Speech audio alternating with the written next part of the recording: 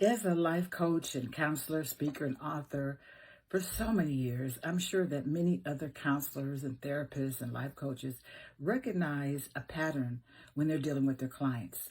And that is that many times people are in a toxic relationship or they're in a toxic environment in their home, their job, their church, their organization, and they think it's normal. They think it's normal the way they're being treated.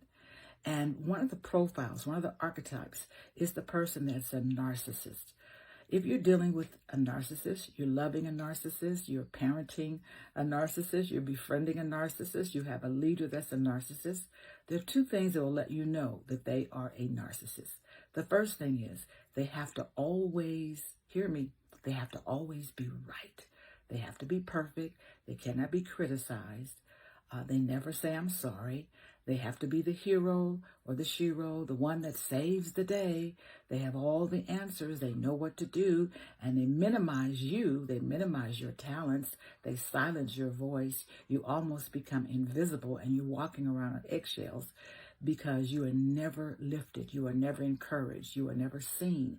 You are never valued. You're never heard, because the narcissist has to be number one.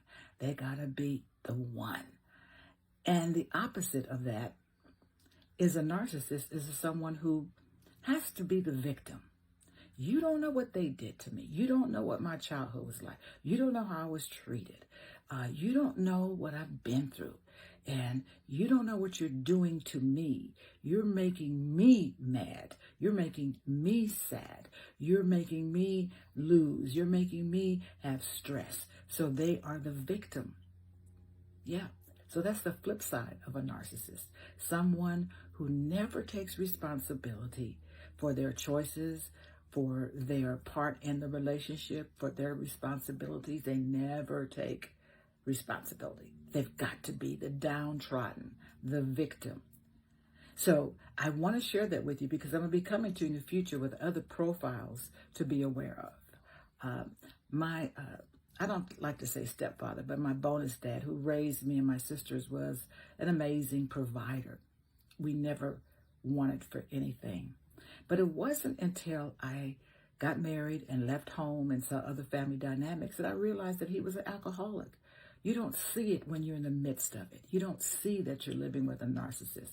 You may not see that you're living with someone who's selfish. You may not see that you're living with someone who's an addict. You may not see it and recognize it right away that you're living with someone that's a liar or a cheater or someone that doesn't respect you or someone that has a bad, dark side. Because when you're immersed in it and you are with it all the time, you live with them, you work with them, then you think it's normal. And so that's why it's so difficult for a lot of people to seek counseling and life coaching because they don't think they have a problem. They think it's me. I'm the problem. No, you're not the problem, honey. You're not the problem. It's just that you haven't been aware that you are immersed in a pool of dysfunction and toxicity.